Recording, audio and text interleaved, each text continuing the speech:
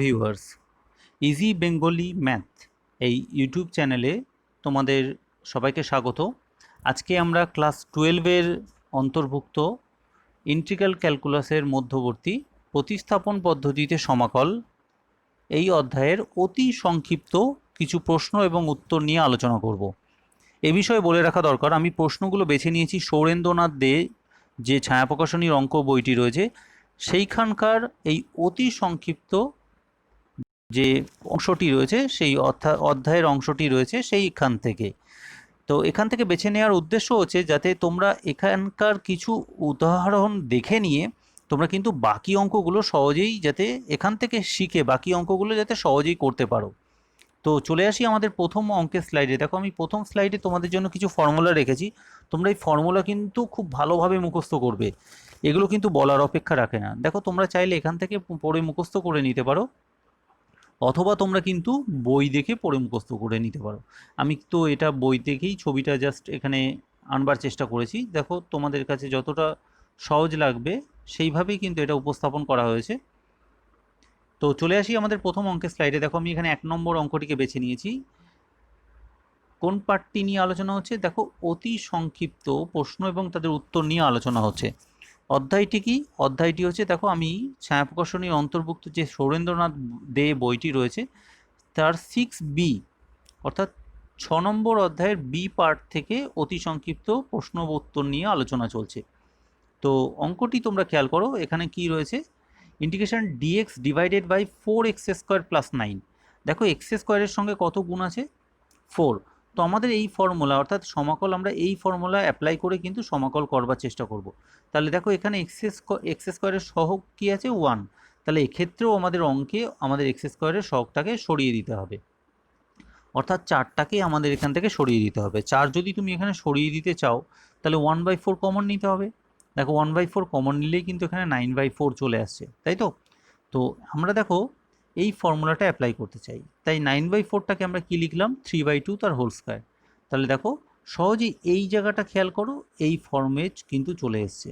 তাহলে এই ফর্মুলা অনুযায়ী কিন্তু আমি এখানে এর উত্তরটিকে এখানে লিখে রেখেছি। তো পরবর্তী অঙ্কের স্লাইডে চলে আসি। আমি 4 নম্বর অঙ্কটিকে বেছে নিয়েছি। তোমরা যদি এই অঙ্কটি খেয়াল করো, দেখো খুব সহজ একটি অঙ্ক। আমি এক্স দিয়ে প্রথমে কি করেছি? ভেতরের ব্র্যাকেটের অংশটাকে পুরোটাকে গুণ করে দিয়েছি। তো যে কারণে দেখো প্রথমে এসছে এক্স, তারপরে মাইনাস চিহ্ন, তারপরে x³ তাহলে ওপরে কি কি আসলো আমরা নিশ্চয়ই বুঝতে পেরেছি। এইবার আমরা কি করেছি? এই যে x⁴ + 1 দিয়ে ওপরের এক্সটাকেও ভাগ করে দিয়েছি এবং x³ আলাদাভাবে ভাগ করে দিয়েছি, এবং মাঝখানে যে বিয়োগ চিহ্ন সেই বিয়োগ চিহ্নটা কিন্তু থেকে গেছে। এ বিষয়ে দেখো বলা দরকার যে আমি এই অঙ্কটিকে দুটো ছোট ছোট অঙ্কের ভাগে কিন্তু ভাগ করে নিয়েছি। দেখো, আমি এই অঙ্কটি এবার বোঝাচ্ছি। এবার ওপরের ভাগে কি আসলো? দেখো, ডিএক্স তো দুটোর সঙ্গেই গুণ হয়ে যাবে, অর্থাৎ এখানেও ডিএক্স আসবে। সেই হিসাবে বলি, দেখো এখানে এক্স রয়েছে আর কি আছে? ডিএক্স রয়েছে। তাহলে এই এক্স আর ডিএক্সটা অর্থাৎ এক্স ইন্টু ডিএক্স, এটাকে একেবারে যদি প্রতিস্থাপন করতে চাও তোমাদেরকে কি ধরতে হবে এটা কিন্তু ফার্স্টে মাথায় আনতে হবে। তো তুমি লক্ষ্য করো, তুমি যদি x² = z পুট করো, তোমাদের কি আসছে? দেখো, অবকল করে নেওয়ার পরে এক্স ডিএক্স আসছে। তাহলে তুমি কি করতে পারছো? যে এটিকে একেবারে প্রতিস্থাপিত করতে পারছো, কি তাই তো? তাহলে সেই কারণেই তুমি লক্ষ্য করো এক্স ডিএক্সের পরিবর্তে কি লিখেছো? dz/2 কিন্তু তোমরা এখানে লিখেছো। দেখো, এখানে পরিষ্কারভাবে বোঝা যাচ্ছে, এই যে, ওকে। আর নিচে কি দেখো, x² = z পুট করবার কারণে এখানে কি হয়েছে? এখানে z² ফর্ম করেছে। তাহলে আলটিমেটলি তুমি দেখো এই সহজ অঙ্কে পরিণত করে ফেলেছো, এবং আগের অঙ্কের ফর্মুলা অনুযায়ী কিন্তু এটার উত্তর রয়েছে 1/2 tan ইনভার্স z। পরে z এর মান তোমরা ইনপুট করে দিয়েছো x² হিসেবে। এবং পরবর্তী পার্টটা যদি খেয়াল করো, পরবর্তী পার্টে তোমাদের দেখো এখানে কি রয়েছে? x³ × dx রয়েছে, কি তাই তো? তাহলে এটাকে তুমি যদি একটু ভাবো, কি ধরলে তোমাদের x³ × dx চলে আসবে? তুমি লক্ষ্য করো, আমাদের নিচের পার্টটাকে টোটালি যদি আমি p পুট করি, অর্থাৎ সাবস্টিটিউট করি, আমাদের কিন্তু x³ × dx কিন্তু পেয়ে যাচ্ছি। কি পেয়ে যাচ্ছি না? তাহলে কিন্তু আমাদের কি ধরতে হবে আমি কিন্তু বুঝে গেলাম। তাহলে দেখো, আমাদের কিন্তু এটাকে p ধরলেই অঙ্কটি হয়ে যাচ্ছে। তাহলে x³ ইন্টু ডিএক্স, এর পরিবর্তে আমরা কি সাবস্টিটিউট করব না ডিপি বাই 4, দেখো কিন্তু আমি এখানে ডিপি বাই 4 সাবস্টিটিউট করে দিয়েছি। ওকে, আর নিচে কত এসছে, নিচে কেবলমাত্র পি সাবস্টিটিউশন হয়েছে। তার মানে দেখো এই জটিলতর অঙ্কটি একটা সহজ, অতি সহজ অঙ্কে পরিণত হয়ে গেল, যেটা হচ্ছে ইন্টিগ্রেশন ডিপি বাই পি, যার ইন্টিগ্রেশন হচ্ছে লগ পি। ওকে, পরে পি এর মানটা তুমি এখানে পুট করে দাও এবং আনসার হিসেবে লিখে দাও। তোমরা এক্ষেত্রে বলে রাখি, সমাকল ধ্রুবককে কিন্তু লিখতে তোমরা ভুলে যেও না। পরবর্তী অঙ্কের স্লাইডে আমি 6 নম্বর অঙ্কটিকে বেছে দিয়েছি। দেখো এখানে তোমরা একটু অঙ্কটি খেয়াল করো, এখানে ডিএক্স বাই রুট এক্স আছে। কি আছে? Dx by root x. তো এখানে কি ধরলে ডিএক্স বাই রুট এক্স আসবে, তখনই তোমাদের মাথায় আসা চাই, দেখো আমি যদি root x equal to z put করি, কেন কি রুট এক্সের ইন্টিগ্রেশন কত, 1/2 রুট এক্স না, এই যে সরি ইন্টিগ্রেশন না, আমি অবকল বলতে চাইছি, রুট এক্সের অবকল হচ্ছে 1/2 রুট এক্স। সেই কারণে কিন্তু তোমরা লক্ষ্য করো এখানে ডিএক্স বাই রুট এক্স পেয়ে যাচ্ছ, অর্থাৎ কিন্তু এই যে ডিএক্স বাই রুট এক্সটাকে আমরা ডাইরেক্টলি সাবস্টিটিউট করতে পারছি, সেই কারণেই কিন্তু আমি রুট এক্সটাকে জেড পুট করেছি। তো আশা করি বুঝতে পারছো যে কোনটা কি ধরে নেব সেটার পিছনে কিন্তু একটা লজিক আছে। তাহলে এক্ষেত্রে লজিকটা নিশ্চয়ই বুঝেছো। তাহলে আমরা দেখো কি ধরেছি, ডিএক্স বাই রুট এক্সটাকে আমরা 2z হিসেবে এখানে প্রতিস্থাপিত করে ফেললাম, আর রুট এক্সের পরিবর্তে জেড প্রতিস্থাপিত করলে তোমরা লক্ষ্য করো তোমরা কিন্তু এই পার্টটি পাচ্ছ। ওকে, এইবার তোমরা খেয়াল করো যে অঙ্কে তোমাদের পরিণত হয়ে গেল, দেখো এই অঙ্কটিতে এখানে কিন্তু জেড স্কোয়ারের সহগ কত রয়েছে, 4 রয়েছে। তাহলে আমাদেরকে কিন্তু এই 4টাকে সরাতে হবে। তা 4টাকে সরাতে গেলেই আমাদের কত কমন নিতে হবে, 1/4 কমন নিতে হবে না? কিন্তু লক্ষ্য করো এখানে একটা 2 গুণ হিসেবে রয়েছে, অর্থাৎ এখানে একটা 2 গুণ হিসেবে রয়েছে, যেটা কাটাকাটি করলে কত হয়, অর্থাৎ হয় হচ্ছে 1/2। সেই কারণেই কিন্তু এখানে 1/2 ফর্মটা করেছে। তো আশা করি এই পার্টটি তোমরা বুঝেছো। এবার দেখো লক্ষ্য করো নিচের পার্টটি থেকে তুমি কত কমন নিয়েছিলে, 4 কমন নিয়েছিলে, তাহলে এখানে এই কারণে কিন্তু 49/4 এসে গেছে। এইবার দেখো তুমি এই ধরনের একটা ফর্মে নিয়ে আসতে চাও, কারণ কি তোমরা পরবর্তীতেই উত্তর এটাকে লিখে ফেলতে চাও, সেই কারণেই কিন্তু আমরা 49/4টাকে আমরা 7/2 তার হোল স্কোয়ার এই আকারে লিখলাম, এবং পরবর্তীতেই আমরা জাস্ট এই ফর্মুলা অ্যাপ্লাই করলাম এবং এইটিকে উত্তর হিসেবে পেলাম, এবং পরবর্তীতে জেড এর মানটা সাবস্টিটিউট করলেই আমাদের কমপ্লিট আনসার ফর্ম করছে। তো পরবর্তী অঙ্কের স্লাইডে চলে আসছি। আশা করি অঙ্কটি বুঝেছো। যদি কিছু অসুবিধা হয় তোমরা অবশ্যই কমেন্ট সেকশনে জানাবে, যাতে আমি তোমাদের উত্তর দিতে পারি। পরবর্তী অঙ্কের স্লাইডে দেখো আমি 8 নম্বর অঙ্কটিকে বেছে নিয়েছি। এই ধরনের অঙ্ক যদি তোমাদের অ্যারাইজ করে, দেখো নিচে ই টু দি পাওয়ার এক্স রয়েছে, তো তোমাদের মাথায় রাখতে হবে ওপরেও ডিএক্স এর সঙ্গে একটা ই টু দি পাওয়ার এক্স চাই।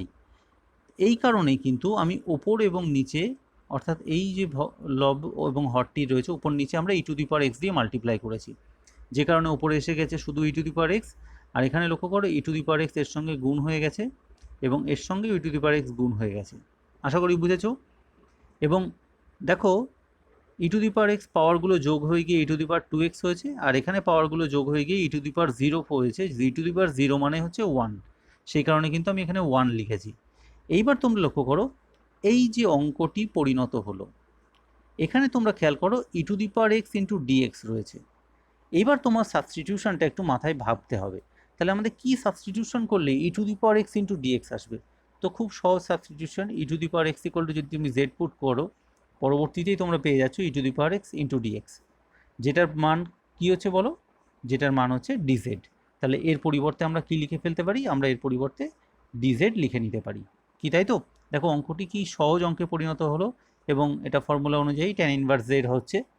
তো পরবর্তী অঙ্কের স্লাইডে চলে আসি। আর এখানে কিছু বলার অপেক্ষা রাখে না, জেড এর মানটা জাস্ট পুট করে দিও তোমরা। পরবর্তী অঙ্কের স্লাইডে চলে আসি। আমি এখানে 10 নম্বর অঙ্কটিকে বেছে নিয়েছি। অঙ্কটি তোমরা ভালো করে খেয়াল করো, এখানে ডিএক্স এর নিচে কি আছে, রুটের ভিতরে 3x² প্লাস 5 -5। তাহলে আমাদের এখানে এই √3টা, অর্থাৎ x² সহগ 3টাকে কিন্তু এখান থেকে সরাতে হবে। সেই উদ্দেশ্যে আমি কি করলাম, তোমরা একটু খেয়াল করো, এখানে 3 আমি এখান থেকে কমন নিয়ে নিলাম, পড়ে থাকলো কত, x² মাইনাস, তাহলে কি হয়ে যাবে, এখানে 5/3 হবে কি না, এক্স্যাক্টলি এখানে কিন্তু 5/3 হয়ে যাচ্ছে, তাই তো? এইবার তোমরা খেয়াল করো, আমি এখানে 5/3টাকে একটু কায়দা করে কি লিখলাম, √5/√3 তার হোল স্কোয়ার। এটা লেখার উদ্দেশ্য হচ্ছে আমি এই ফর্মুলাটা, অর্থাৎ তোমরা একটু খেয়াল করো, আমি কিন্তু এই ফর্মুলাটা ফেলবার চেষ্টা করলাম। দেখো এই ফর্মেই ছিল ওটা, এবং দেখো এই ফর্মে আমরা কিন্তু এনে ফেলেছি। তাহলে তার উত্তর কি দেখো, এখানে আমি সহজ ভাষায় এখানে লেখা রয়েছে, দেখো এখানে বই থেকেই ছবিটা তোলা। তোমরা কিন্তু এই অনুযায়ী কিন্তু এটার উত্তর হিসেবে পাচ্ছ যে 1/√3 into log x plus root over x square minus a square. এখানে এ স্কোয়ার মানেই হচ্ছে একেবারে লিখে দিয়েছি 5/3। এ স্কোয়ার মানে কি এই টোটালটা, এই টোটালটা মানে কি 5/3, তো এই যে আমরা এখানে লিখে দিলাম। তাহলে ফাইনালি কিন্তু সি সমাকল ধ্রুবক, এটা লিখতে তোমরা ভুলবে না। পরবর্তী অঙ্কের স্লাইডে চলে আসি। দেখো আমি এখানে 16 নম্বর অঙ্কটিকে তোমাদের জন্য বেছে নিয়েছি। দেখো এই অঙ্কের একটা অন্যরকম ফর্মে তোমাদের মনে হতে পারে, কিন্তু আসলে এটা সহজ। দেখো আমি এটাকে আগে প্রথমে সমাধান করে নিচ্ছি যাতে তোমাদের বুঝতে সুবিধা হয়। D of x square minus 1, এটা মানে হচ্ছে এইটাকে তোমরা ডেরিভেটিভ করো। কত হচ্ছে 2x হচ্ছে, আর -1 এর ডেরিভেটিভ 0 হয়, ওটা লিখলাম না। আর ফাইনালি তোমরা কি পাচ্ছ ডিএক্স, কেন কি এখানে এক্স এর রেসপেক্টে ডেরিভেটিভ হয়েছে, কিন্তু আমরা এখানে এক্স এর ডি/ডিএক্স তো লিখিনি, সেই কারণে এখানে কিন্তু আমরা ডিএক্স লিখে দেবো। তাহলে আলটিমেটলি আমরা কি পেলাম, দেখো এইখান থেকে কিন্তু আমরা এটিকে পেলাম। আশা করি তোমরা বুঝতে পেরেছো। এবার দেখো এই এক্স ক্যান্সেল হয়ে গিয়ে আলটিমেটলি তোমাদের অঙ্কটা খুব সহজ একটা অঙ্কে পরিণত হচ্ছে। অর্থাৎ এই দুইটা বাইরে চলে যাচ্ছে, হয়ে যাচ্ছে dx/√ওভার কি 2 মাইনাস এক্স স্কোয়ার। এটা জেড আমি ভুল করে লিখেছি, এটা 2 হবে। ওকে, তো এইবার তোমরা খেয়াল করো, এই যে 2টাকে আমরা √2 তার হোল স্কোয়ার লিখতে পারি। কেন লিখলাম এটা, কারণ কি আমরা এই ফর্মে এটাকে পেয়ে গেছি, এবং এই সূত্রটাকে অ্যাপ্লাই করবার জন্য আমরা এই 2টাকে, এটা কিন্তু 2 অ্যাকচুয়ালি 2কে আমরা কি করব √2 তার স্কোয়ার আকারে লিখব। এবং পরবর্তীতে তোমরা এর ফর্মুলা এটা, অর্থাৎ ইন্টিগ্রেশন dx/√ওভার a square minus x square equal to sine inverse x/a, এটা তোমরা মুখস্থ করে নিয়েছো আশা করি। তো সেই অনুযায়ী কিন্তু আমরা এটাকে আনসার হিসেবে পাচ্ছি। তো পরবর্তী অঙ্কের স্লাইডে চলে আসি। আমি এখানে 17 নম্বর অঙ্কটিকে তোমাদের জন্য বেছে নিয়েছি। দেখো এখানে তোমাদেরকে একটু বুঝতে হবে যে এখানে sec স্কোয়ার এক্স, আমি যদি sec স্কোয়ার এক্স দিয়ে পুরোটাকে গুণ করে দিই, তাহলে লক্ষ্য করো আমি কিছু অঙ্কের সুরাহা করতে পারছি না। এটা তোমাদের ভাবতে হবে, চিন্তা শক্তি বাড়াতে হবে। সেই কারণে আমি কি করলাম, আমি এখানে এই যে সাইন স্কোয়ার এক্সটাকে আমরা 1 মাইনাস কস স্কোয়ার এক্স লিখতে পারি। তো সাইন স্কোয়ার এক্সটাকে 1 মাইনাস কস স্কোয়ার এক্স লিখে ফেললাম। ওকে, তাহলে অঙ্কটি একটা সহজ অঙ্কে পরিণত হলো। কারণ কি তোমরা এবার বুঝতে পারবে। এইবার আমরা কি করলাম, দেখো ওপরে কি আসলো এক্স স্কোয়ার প্লাস 1, আর একটা আসলো মাইনাস কস স্কোয়ার এক্স। আমি দুটো অঙ্কে কিন্তু এটাকে, অর্থাৎ এক্স স্কোয়ার প্লাস 1 দিয়ে ওপরের এই দুটো অংশকে আলাদা আলাদাভাবে ভাগ করে নিলাম। আশা করি তোমরা এটা আর এটা ভাগ আকারে লিখে রেখেছি। ভাগ করে নিলাম মানে ভাগ করে ফেলিনি, ভাগ আকারে লিখে নিলাম। তো আশা করি এটা বুঝেছো। এই ক্ষেত্রে তোমরা খেয়াল করো, এটা আর এটা কেটে গিয়ে কত হয় 1 হয়, আর এটা যেরকম রয়েছে আমি সেরকমই রেখে দিলাম। এইবার কি করলাম, আমরা sec স্কোয়ার এক্স দিয়ে এই দুটোকেই গুণ করে দিলাম। তাহলে এখানে কত রয়েছে, এখানে কাটাকাটি করে 1 রয়েছে, সেই জন্য শুধুমাত্র sec স্কোয়ার এক্স তৈরি হয়েছে। আর এখানে লক্ষ্য করো sec স্কোয়ার এক্স আর cos স্কোয়ার এক্স ক্যান্সেল হয়ে গিয়ে এখানে কিন্তু 1 ফর্ম করেছে। অর্থাৎ পরবর্তীতে আমরা কি পাচ্ছি 1/x স্কোয়ার প্লাস 1, আর sec স্কোয়ার এক্সের ইন্টিগ্রেশন হচ্ছে tan x, আর 1/x স্কোয়ার প্লাস 1 dx এর ইন্টিগ্রেশন হচ্ছে tan ইনভার্স x। এটা তোমরা ফর্মুলা অনুযায়ী লিখতে পারছো। এর পরবর্তীতে আমরা 19 নম্বর অঙ্কটিকে বেছে নিয়েছি। খুব সহজ অঙ্ক, অঙ্কটিকে তোমরা যদি একটু খেয়াল করো, দেখো এখানে কি রয়েছে, নিচে এক্স স্কোয়ার রয়েছে আর এখানে 1 প্লাস এক্স স্কোয়ার রয়েছে। এই কারণেই কিন্তু আমি দেখতে পাচ্ছি আমি এটাকে দুটো পার্টে ভেঙে নিতে পারি। একটা হচ্ছে 1 প্লাস এক্স স্কোয়ার, তাকে একবার ভাগ করব, আর প্লাস চিহ্ন দিয়ে এক্স স্কোয়ার যেটা থাকছে তাকে আলাদাভাবে আরেকবার ভাগ করব। অর্থাৎ নিচের পার্টটি দিয়ে আমি ওপরের এই অংশকেও ভাগ করব, নিচের অংশটাকেও ভাগ করব।